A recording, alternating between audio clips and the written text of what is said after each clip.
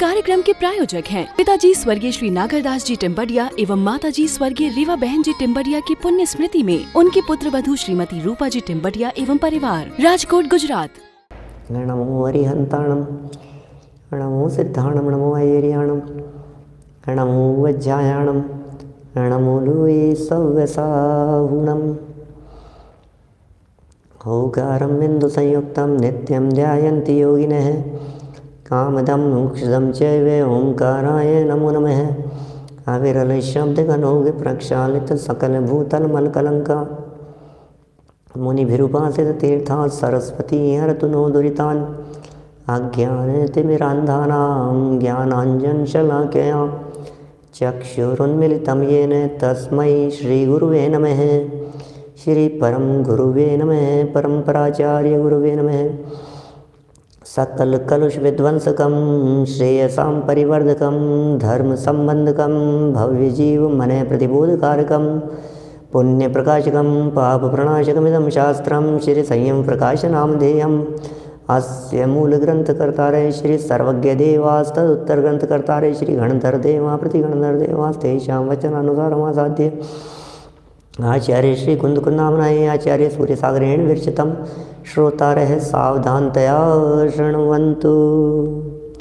मंगलम भगवान वीरो मंगलम गौतमो गणी मंगलम कुंदकुंदाद्यो जैन धर्मोस्तु मंगलम सर्वमंगलमांगल्यम सर्वकल्याणकारिकं प्रधानं सर्वधर्माणां जैनं जयतु शासनं जैनं जयतु शासनं जैनं जयतु शासनं। ग्रंथ संयम प्रकाश हमारे सामने विराजमान है। महाराज साहब सूर्यसागर जी द्वारा लिखी गई यह रचना है। पूजन संबंधी प्रकरण चल रहा था। भगवान जैनेन्द्र देव की पूजन करना चाहिए, षट कर्माणि दिने दिने, ऐसा कह करके देव पूजा को इसमें प्रथम स्थान पद्मनाभ आचार्य देव ने दिया था। देव पूजा गुरुपास्ति स्वाध्याय संयमस्तपः दानम चेति गृहस्थानाम षट कर्माणि दिने दिने। प्रतिदिन श्रावकों के लिए जैनेन्द्र देव की पूजन करने योग्य है और वो जैनेन्द्र देव की पूजन अष्ट द्रव्य से की जाती है। जल, चंदन, अक्षत, पुष्प, नैवेद्य, दीप, धूप और फल, इन द्रव्यों के माध्यम से भगवान जैनेन्द्र देव की पूजन नियमित की जाती है, रोजाना की जाती है, नित्य करने योग्य है। प्रतिदिन ही हमें भगवान जैनेन्द्र देव की पूजन करना चाहिए। जल किस बात का प्रतीक है और चंदन किस बात का प्रतीक है? अक्षत प्रभु के सामने क्यों समर्पित करते हैं? इन तीन की चर्चा तो हमने कल आपके बीच में अपेक्षित विस्तार से की थी। जल जन्म जरा मृत्यु के नाश की भावना से चढ़ाया जाता है। चंदन संसार ताप के नाश की भावना से चढ़ाया जाता है। अक्षत अक्षय पद प्राप्त करने की भावना से समर्पित किया गया। अक्षय पद प्राप्त है, अक्षय पद की प्राप्ति की भावना से अक्षत समर्पित किए गए। और अक्षत के बाद अब नंबर है पुष्प का। आज इस पुष्प की चर्चा करनी है, फूलों की चर्चा करनी है। सबको पसंद होते हैं फूल। भगवान की पूजन में फूल चढ़ाए जाने कि नहीं चढ़ाए जाने चाहिए? फूल चढ़ाएं या नहीं चढ़ाएं, ये कुछ प्रसंग है। कई आगम में इस तरह की बातें आती है जिन बातों को देख देख करके कुछ चित्त विचलित होता है, कुछ भ्रमित होता है। लगभग 3-4 पेज का ये प्रकरण है। धैर्य रख करके पूरा यदि नहीं सुनेंगे तो भ्रमित होने की संभावना रहेगी। इसलिए आज अधूरा प्रकरण नहीं पढ़ के पूरा ही प्रकरण हम यहाँ पढ़ेंगे। देखिए 385 नंबर पेज, पुष्प पूजन का विधान। पुष्प पूजन का विधान बताते हैं। क्या है ये? तथाम्लान मंदार माला शतैश्च प्रभुपाद पूजा मकार्षित प्रहर्षात्। आदि पुराण का ये श्लोक प्रस्तुत किया। तैसे ही इंद्राणी नवीन प्रफुल्लित मंदार जाति के कल्प वृक्षों के पुष्पों की सैकड़ों मालाओं से भगवान चरणों की पूजा करती भई। और भी कहा है, विनीत भव्याब्ज विबोध सूर्यान वर्या सुचर्या कथनेक धुर्यान कुंदार विंद प्रमुख प्रसूनैर जिनेन्द्र सिद्धांत यतीन यजे हम। पद्मनंदी पूजा अष्टक का प्रमाण है। विनयवान भव्य जीव रूपी कमलनी के वन को जागृत करने में सूर्य, देखो क्या कह रहे हैं ये, हे प्रभु, हे जिनेन्द्र देव, आप तो भव्य जीवों के हृदय रूपी कमलनी को खिलाने में सूर्य के समान हैं और उत्कृष्ट चर्या के कथन में अद्वितीय धुरा के धारण करने वाले ऐसे जिनेन्द्र सिद्धांत और यतीश्वर हैं। ऐसे जिनेन्द्र आप ही सिद्धांत हैं, आप ही यतीश्वर हैं। प्रभु आप ही तो यतीश्वर हैं।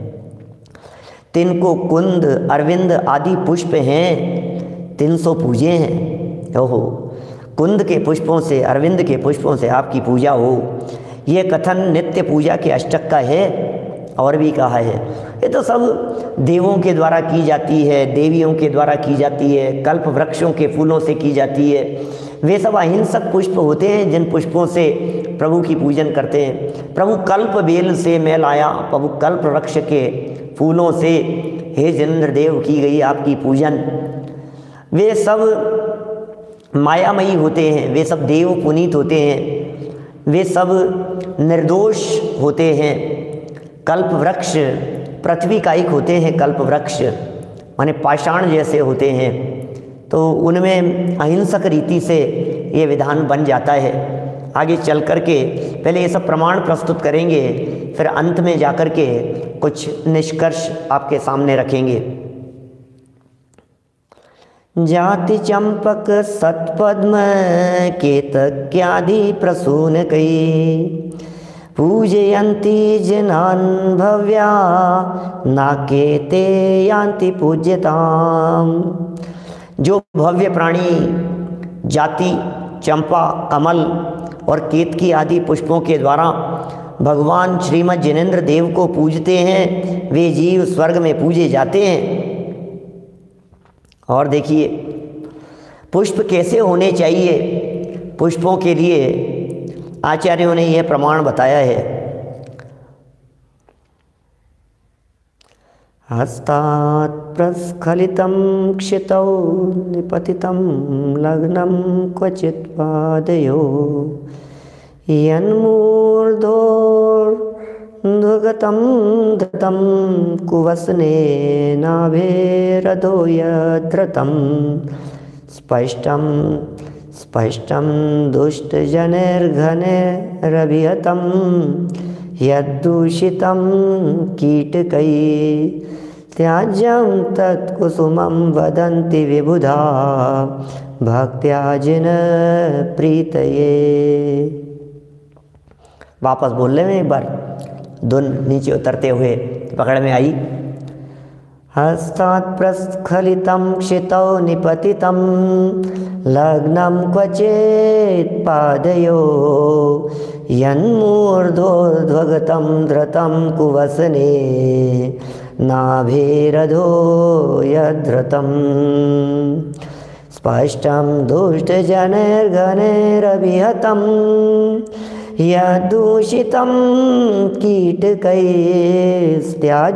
तत्कुसुमं वदन्ति विबुधा भक्त्या जिन प्रीतये।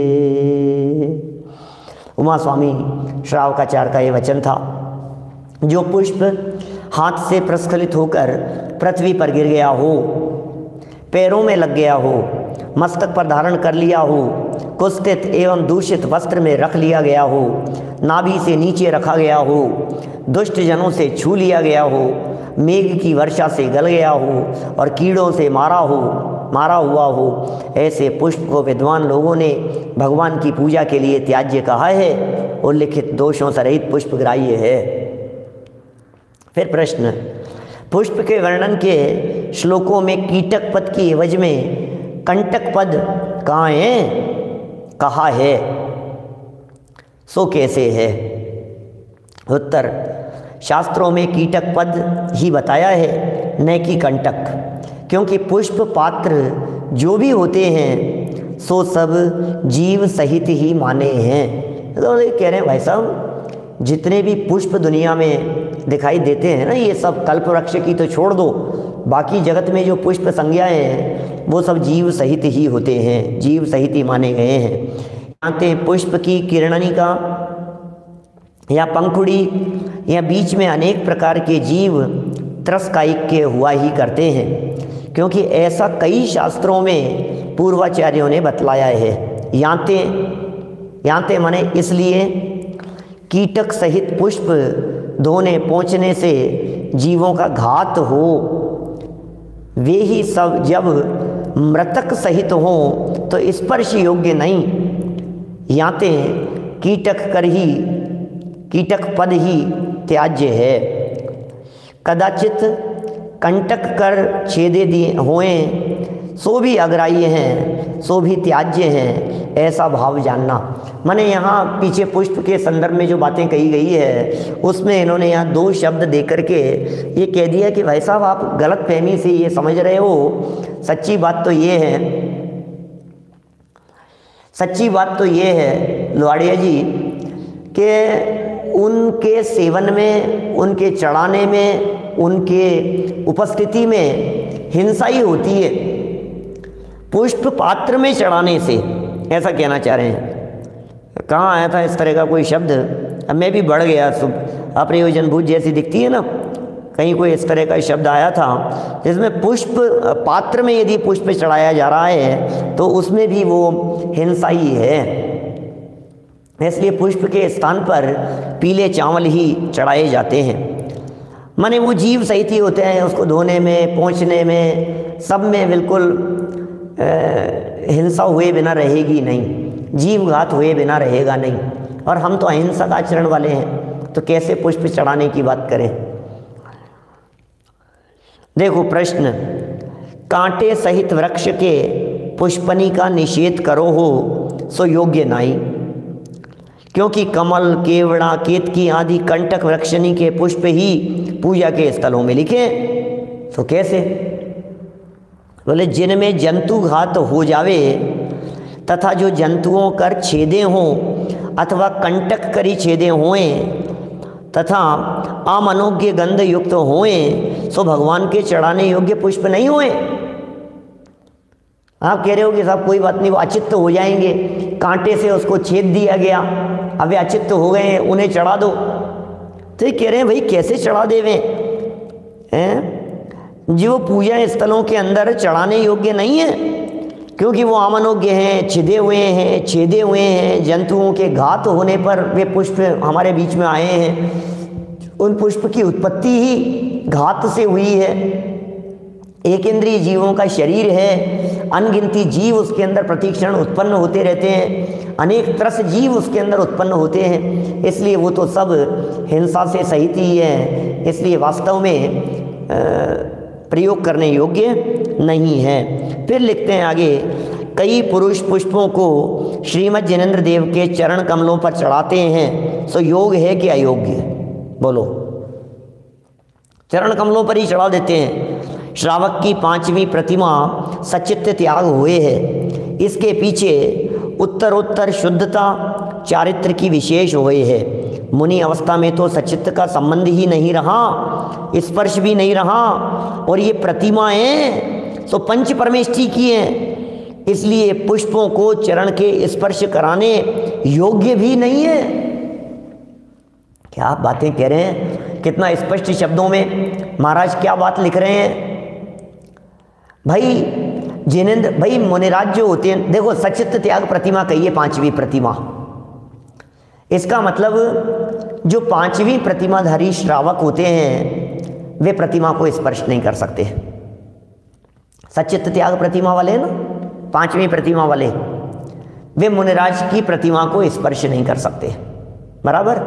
सचित्त त्याग प्रतिमा वाले ही उसको स्पर्श नहीं, प्रतिमा को नहीं, सॉरी पुष्प को, पुष्प की चर्चा कर रहा हूं मैं।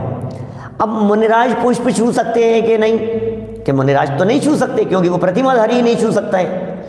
फिर प्रश्न किया, अच्छा मुनिराज भी नहीं छू सकते तो ये तो जिनेंद्र की प्रतिमा है, ये तो पंच परमेष्ठियों में शामिल है, इस प्रतिमा के ऊपर पुष्प कैसे चढ़ाया जा सकता है, उस पर पुष्प कैसे समर्पित किया जा सकता है। इस तरह से जिनेंद्र देव की प्रतिमा वो पुष्पों से स्पर्श करने योग्य भी नहीं है, ठीक है ना। देखिए आगे भगवान के अतिशय में देवकृत पुष्प वृष्टि का वर्णन करते हैं। लो लिख रहे हैं साहब, आप तो कह रहे हो पुष्प नहीं चढ़ाओ, और यहाँ तो भगवान के केवल ज्ञान का अतिशय होता है, पुष्प वृष्टि होती है, दिव्य ध्वनि गिर रही है, पुष्प वृष्टि हो रही है चारों तरफ, आप पुष्प चढ़ाने का निषेध कर रहे हो। ये पुष्प वृष्टि क्यों हो रही है? अब ये लिख रहे हैं यहाँ, सुनो। वृष्टिरसो कुसुमानां तुष्टि करी प्रमदानां दृष्टितरेरनुकृत्य सृष्टोरपक्त दुपान्ते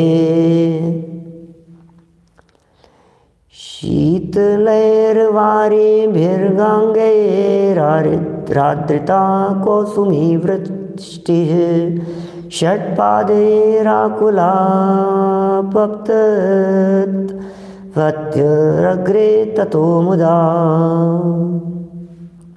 क्या लिखते हैं?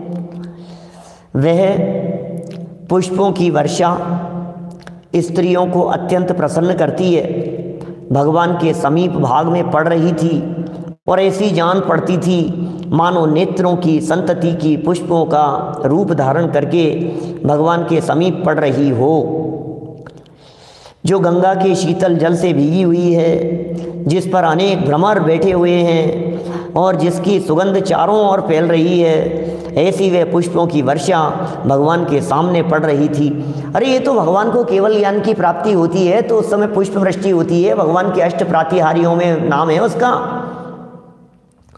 दिव्य विटप पहुपन की वर्षा, दिव्य विटप अष्ट प्रातिहार्य होते हैं ना भगवान के, रोजाना शांति पाठ में बोलते हैं। दिव्य विटप अशोक वृक्ष, उसको कहते हैं दिव्य विटप। दिव्य विटप पहुपन की वर्षा पुष्प वृष्टि, दुंदुभियासन वाणी सरसा, 5 हो गए। छत्र चमर भामंडल भारी, ये तुम प्रातिहार्य मनहारी, 8 हो गए। अष्ट प्रातिहार्य हैं तो फिर पुष्प वृष्टि है या नहीं है? क्या होती है ना, अरे देवों द्वारा की जाती है वो पुष्प वृष्टि। क्या समझ में आ रही है बात? बोलो क्या करें? देव पुनीत होती है, देवों द्वारा की जा रही हैं, देव लोग पुष्प वृष्टि करते हैं। वे अकृत्रिम हैं, अकृत्रिम तो नहीं है लेकिन मायामयी हैं, माया से बने हुए हैं। वे पुष्प वृष्टि ऐसी ऐसी मायामयी हो रही है, ऐसे मायामयी पुष्प वृष्टि हो रही है। देखो व्रतकर्ता कोश में श्रुत सागर मुनि लिखते हैं, ये प्रश्नकर्ता का प्रश्न है, थोड़ा संभल करके देखना जरा। प्रश्नकर्ता प्रश्न रख रहे हैं, समाधान तो आगे करेंगे इसके संदर्भ में, अभी तो प्रश्नकर्ता का प्रश्न है, जरा उसे देखिए। ये लिखते हैं व्रतकर्ता कोश में श्रुत सागर मुनि लिखते हैं, तत्प्रश्नात् पुत्रीति प्राह भद्रे शृणु ब्रुवे व्रतं ते दुर्लभं येने हामुत्र प्राप्यते सुखम शुक्ल श्रावण मासस्य सप्तमी दिवसेर्हतां स्नपनं पूजन कृत्वा भक्त्याष्टविधमुर्जितं गृह्यन्ते मुकुटं मूर्धनि रचितं कुसुमोत्करैः कंठे श्रीवृषमेशस्य पुष्पमाला च गृह्यते। अर्थ, सेठ की पुत्री के प्रश्न को सुनकर आर्यिका कहती हैं,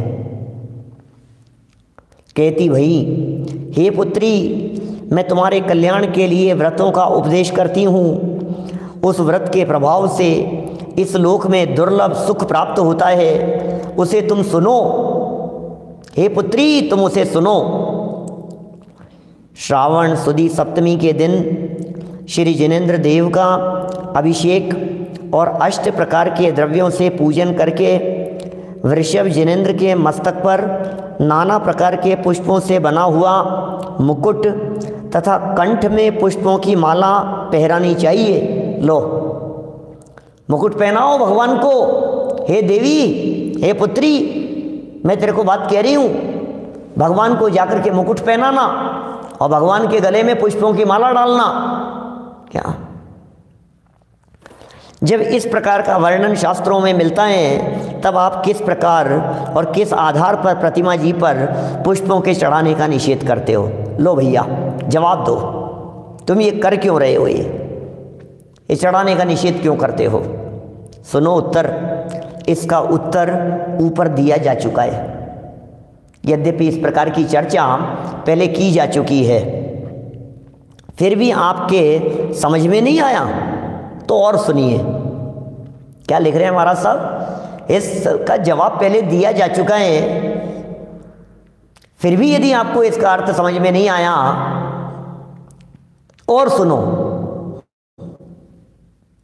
लिखते हैं यहां पर उत्तर में क्रियाकलाप नामक ग्रंथ में जहां पर महाव्रतों के कथन में परिग्रह का सर्व प्रकार बाह्य अभ्यंतर रूप से त्याग कहा है, वहां इस प्रकार कहा है। और सुनना क्या कहा है।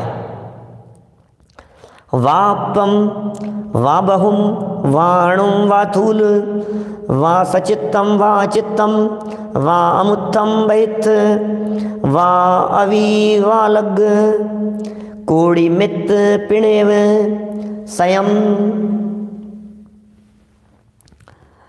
असमण पाउग परिगहम गिणहिज णो अण्णेहिम असमण पाउगम परिगहम गेणहाविज णो अण्णेहिम असमण पाहुगम परिगहम निहिजत वे समणो मणो मणिज तस्वते। ये पाक्षिक प्रतिक्रमण है। पत्र 101 उसकी 14वीं पंक्ति की ये बात यहाँ सामने रखी है। इन ऊपर कहे हुए शब्दों से यह मालूम होता है कि जिन मुनियों के पास बाल के अग्रभाग के करोड़वें भाग भी, बाल के अग्रभाग के करोड़वें भाग भी परिग्रह होवे, वे परिग्रहधारी हैं। उनके महाव्रत नहीं। जब उनके महाव्रत ही नहीं रहा तो वह पूज्य कैसे? जब उनके महाव्रती नहीं रहा तो वे पूज्य कैसे? प्राकृत भाषा थी ये जो ऊपर लिखी थी ना, ये प्राकृत की पंक्तियां थी, प्राकृत भाषा की। तो पूज्य कैसे होवे? वे परिग्रहधारी हैं, उनके महाव्रत नहीं। इस कार्यक्रम के प्रायोजक हैं पिताजी स्वर्गीय श्री नागरदास जी टिम्बडिया एवं माताजी स्वर्गीय रीवा बहन जी टिम्बडिया की पुण्य स्मृति में उनकी पुत्र वधू श्रीमती रूपा जी टिम्बडिया एवं परिवार, राजकोट गुजरात।